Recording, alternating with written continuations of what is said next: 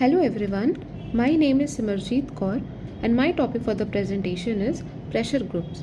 In this presentation, I will first define pressure groups, then examine the different strategies they adopt, and third, a cross-national comparison between two countries, the USA and India. So let's get started. So what exactly is a pressure group? In simple words, a pressure group is an organized group of people who come together to influence government policies and decisions, but without actually wanting to come to power themselves. They don't contest election, but they just put pressure. Four key theorists have contributed to our understanding of pressure groups. First, Arthur Bentley in 1908 was the founder of group theory. He believed that politics can be understood through group activity. Second, David Truman in 1951 said that groups are the central units of democratic politics. He followed the pluralist model.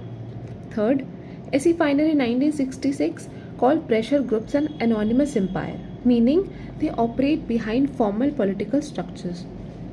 And fourth, Gabriel Almond in 1960 described interest articulation as a core political function in all systems. So overall, pressure groups act as a bridge between citizens and the government. Now, according to Gabriel Almond, pressure groups are classified into four types. The first type is associational groups.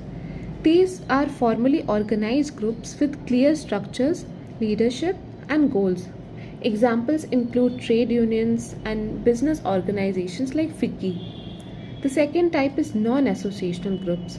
These groups are based on identity such as caste, religion, or ethnicity. They are generally informal and become active when their interests are affected. The third type is anemic groups.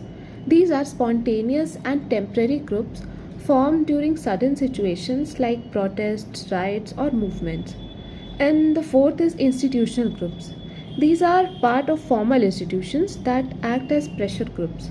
Examples include the bureaucracy, the military, and political elites. Now let us look at the different strategies adopted by pressure groups to influence the government. The first strategy is lobbying, where groups directly meet lawmakers and try to influence policies through discussions and policy briefs. The second strategy is electioneering, where groups support political parties or candidates through campaign funding. In the USA, PACs and super PACs play a major role. The third strategy is public interest litigation, where courts are used to challenge government policies. A classic example is the NAACP case against racial segregation in 1954, where the courts were used to fight against racial discrimination. Fourth is media and propaganda. Pressure groups try to shape public opinion through media campaigns. A good Indian example is Anna Hazare's India Against Corruption movement in 2011, which gained massive public attention through media support. The fifth strategy is direct action and protest. Now, this strategy includes strikes, dharnas, and bandhs. Examples include the BKU farm protest of 2020 to 2021 in India and the Black Lives Matter movement in 2020 in the USA. So overall, pressure groups use both peaceful and aggressive methods depending on the situation and political environment. Now let us look at the pressure groups in the United States. The USA has one of the most organized and formal lobbying systems in the world. In 2022, lobbying expenditure crossed $4 billion and thousands of lobbyists were officially registered in Washington, D.C. The American system is legally regulated through the Lobbying Disclosure Act of 1995, which makes registration and financial reporting compulsory. Another important feature is the role of PACs and super PACs. These organizations collect and spend huge amounts of money to support political campaigns.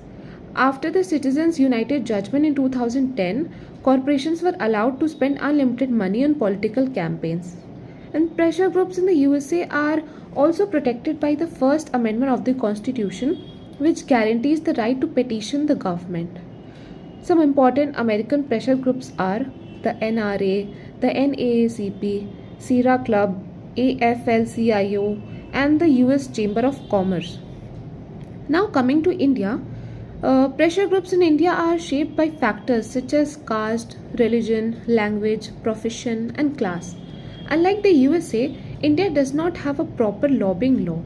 As a result, pressure group activities are mostly informal.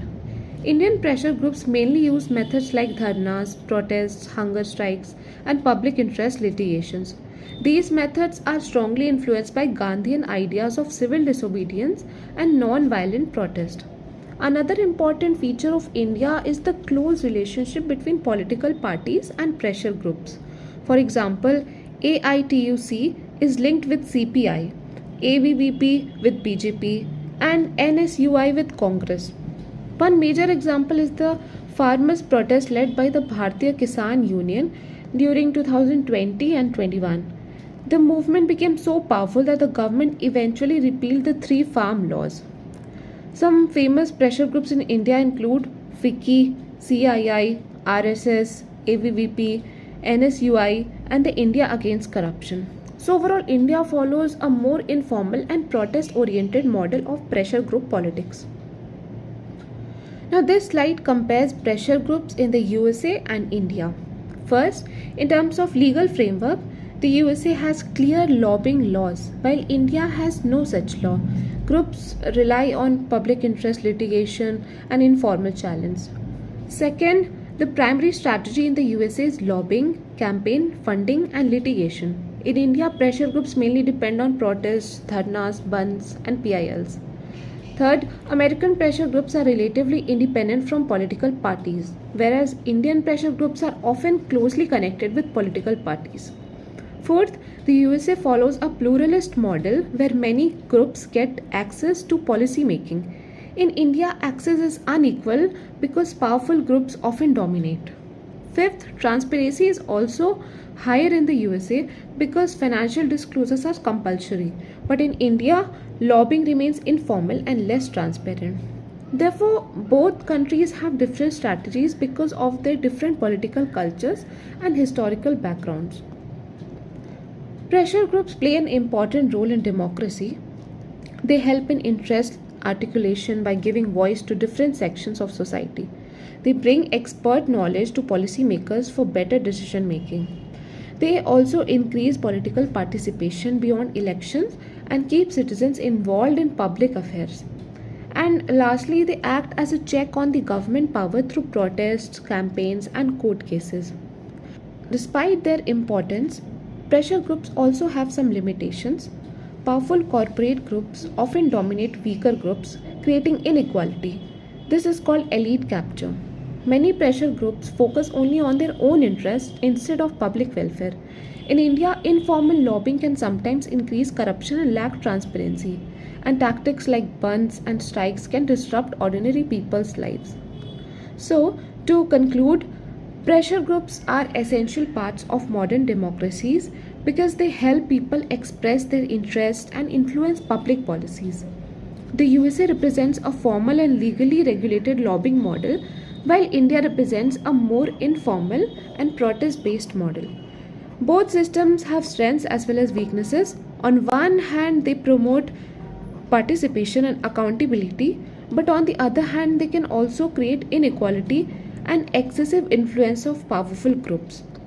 So, the real challenge for every democracy is to maintain a balance between pluralism and accountability. Thank you.